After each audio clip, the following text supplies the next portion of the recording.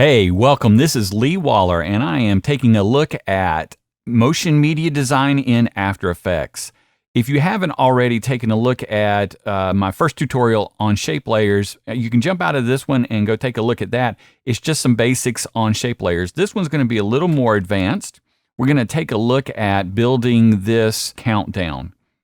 So I'm going to jump into this composition here. I already have my background elements, and I'll go over that in another tutorial on how to create these background elements. So I want to start on the rings that create this image here. And we'll start from the inside and work our way out. So the first thing we need to do is we're going to come up here and make sure that nothing is selected in the timeline. We're going to come up here to our rectangle tool, click on it, hold, and then go to the ellipse tool. This is an easy way that I have found to make sure that the shape is centered in the composition.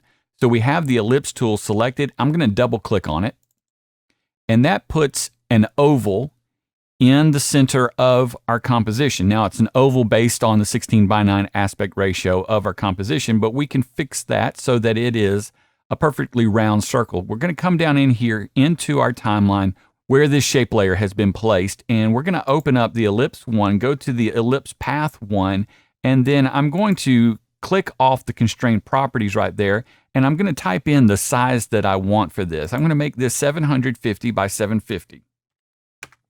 Tab over and 750. And there we have our first ring. Now, on this ring, I do not need the fill, so I'm going to jump up here to the fill option here for this ellipse. Click on it and choose none. Set that to OK. Up here on my stroke, I'm going to dial in my color. Now, I know the hex number that I want for this, and it is 0096 FF. And then I'm going to set the width of this stroke to 12 pixels. So all of that I've done right up here in the top. I haven't had to come down here into this area at this point. So that's my first ring. We're not going to animate it. We're just going to leave that one there. I'm going to go ahead and label this one. I'm going to click on this layer, and I'm going to hit the Enter key on the keyboard, and I'm going to label this one Ring 1. At this point, it's really good to go ahead and start labeling your layers so that when you go back and work with them, you'll know exactly which one you're working with. It speeds things up so much. So I'm going to duplicate this layer to speed things up. I'm going to hit Control D, make sure that that first Ring 1 is selected. Hit Control D, that will duplicate that layer. And now I'm going to jump into the contents of this ellipse, and we're going to change them just a little bit. I want to increase the size of this to 795 by 795. You notice that I do not have constraint properties on. I can click that back on, and either I can scrub this up or type it in. And now I have that second ring at 795 by 795 pixels, and I'm going to decrease the width of the stroke, and I'm going to jump up here to do that down to 6 pixels. And we have our second ring. I'm going to change the color of the second ring. Make sure that that ring 2 is selected. I'm going to come up here to my stroke color, click on it. I have these already designed out, so you can choose the colors that you want to go with. On this hex number, I'm going to go with 676938.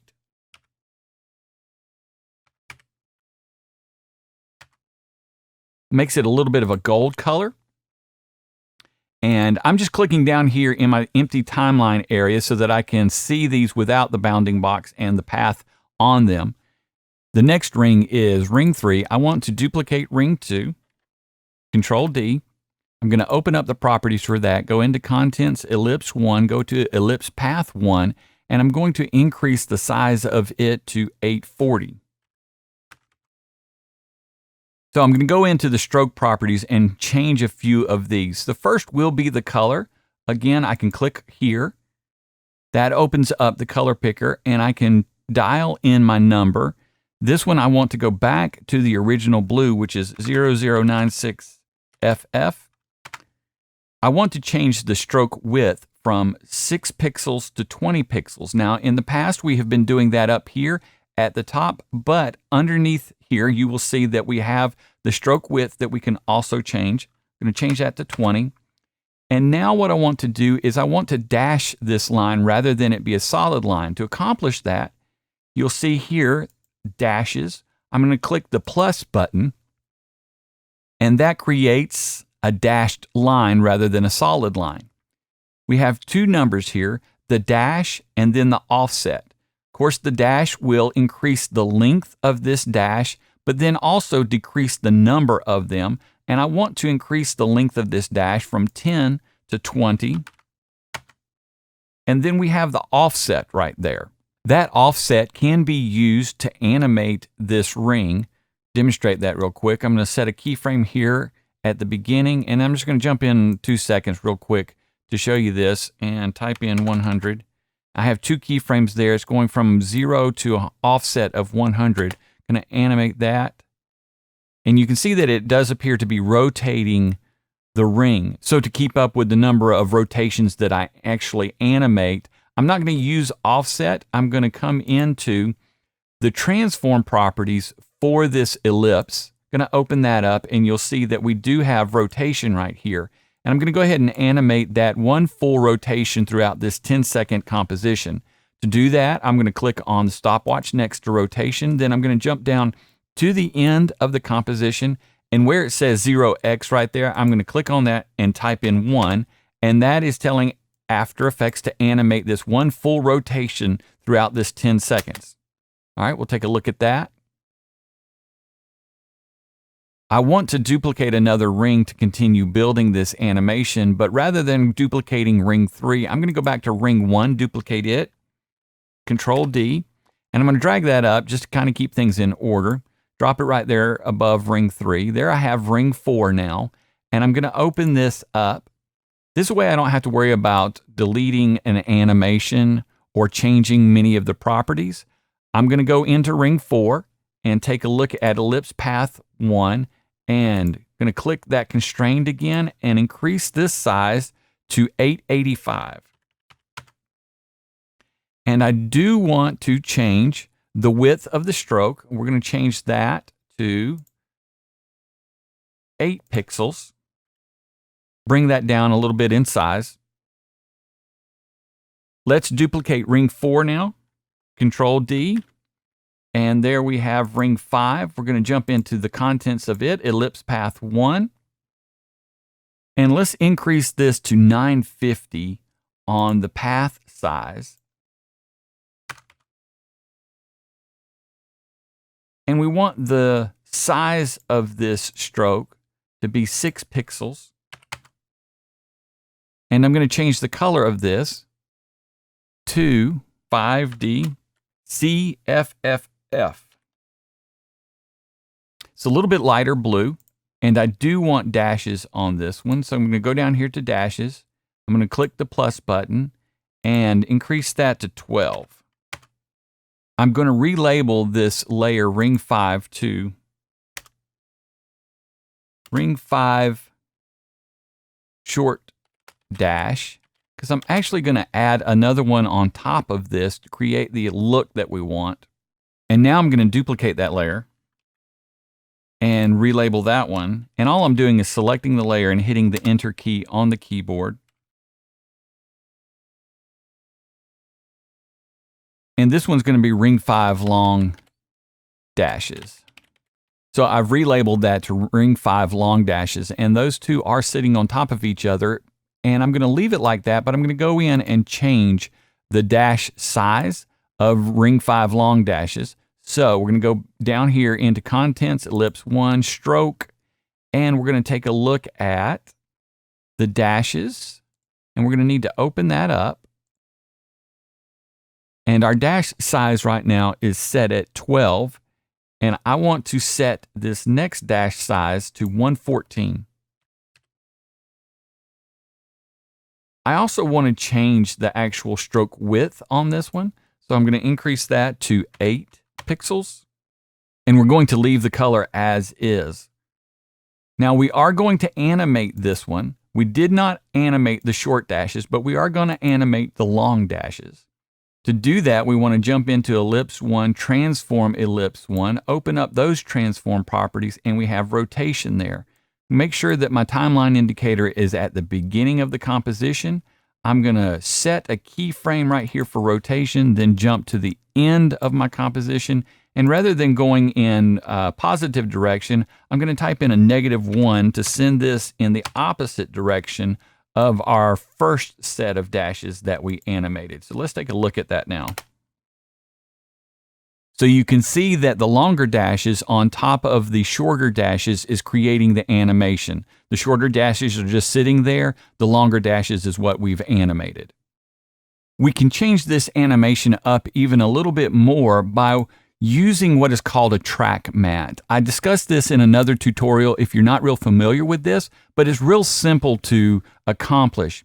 What we want to do is we want to tell this bottom layer, the short dashes, to use the top layer to cut out part of the short dashes. And to do that, right here on ring 5 short dashes, you'll see that we have our modes, and then we also have a column for track mat. If you do not see these, just come down here to where it says toggle switches modes, and there's all of the switches, and you can click on that and it will toggle you to the modes. So again, for ring 5 short dashes, let's go to there, and underneath where it says track mat none, select that and go to alpha mat ring 5 long dashes. And what it is doing is, rather than allowing those long dashes to appear, is creating a transparent area. All right, let's continue on to ring 6 now. For ring 6, I want to duplicate ring 4. So I'm going to select ring 4, Control D, and I'm going to drag that up to the top there, and it is labeled ring 5. So to keep this organized, I'm going to hit the Enter key and just type in ring 6. Now let's jump into the properties for that. Contents, ellipse 1, and let's increase the path size up to 1006. And now we have our outer ring there for ring 6. Let's increase the width of that stroke to 12. We'll keep the color, and we do not need to animate that one. Select ring 6, Control D to duplicate that, and there is ring 7. Let's jump into the properties for it and increase that path to 1013.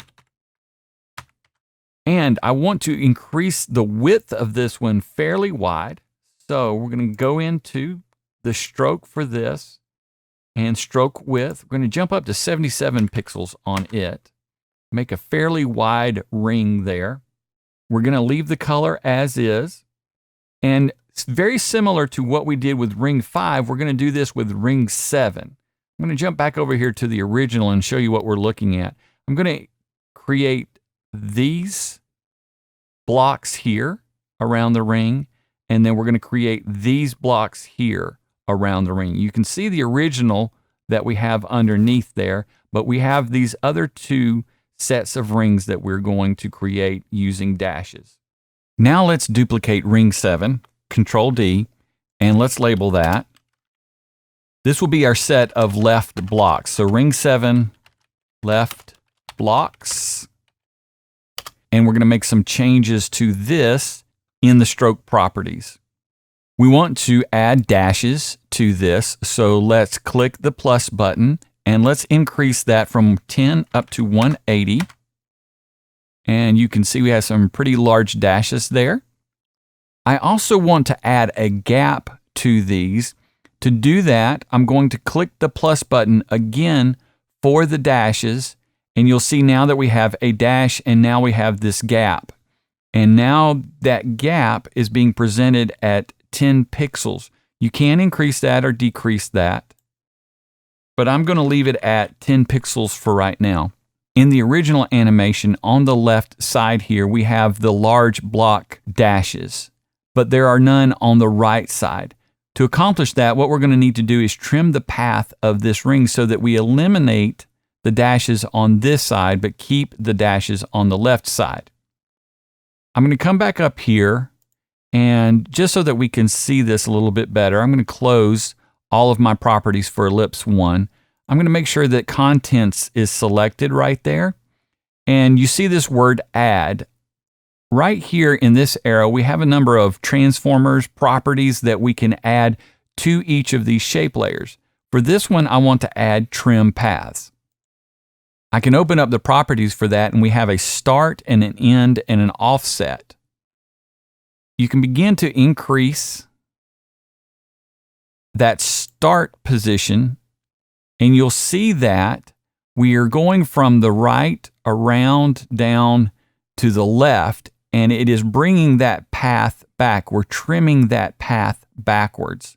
So that is our start point. And then our end point, if we decrease that from 100% down, you'll see that it starts at the top and moves in the opposite direction, decreasing that path. I'm going to reset both of those back to 0 and then 100% so that we have our full path. And to accomplish the look that I want, I'm going to set the start path at 68% and leave the end path at 100%. And I'm going to bring the offset around to a negative 33%. So we have the base for ring 7 set. We have the left blocks for ring 7 set. Now let's work on these gold dashes over here on the right side. Let's duplicate ring 7 left blocks. Control D. Let's relabel that. Ring 7 right dashes. And of course, we're going to need to go in and make changes to this one. Let's go into the stroke. We're going to need to change the color of that. And the hexadecimal on that will be 4B4D24. And that is a gold color. And we're going to need to change our dash properties. And basically, we're going to flip these two. We're going to change our dash size to 10 and our dash gap to 180. And then go back into our trim paths. We can keep with the 68%, the 100%, but our offset will need to be changed to 156. By doing that, we have moved our small dashes over to the right side of the image. So for layer 7, we have the ring 7 base, the ring 7 left blocks, and the ring 7 right dashes. We have one more ring that I want to add to this, and to create that one, I'm going to duplicate ring 4 again.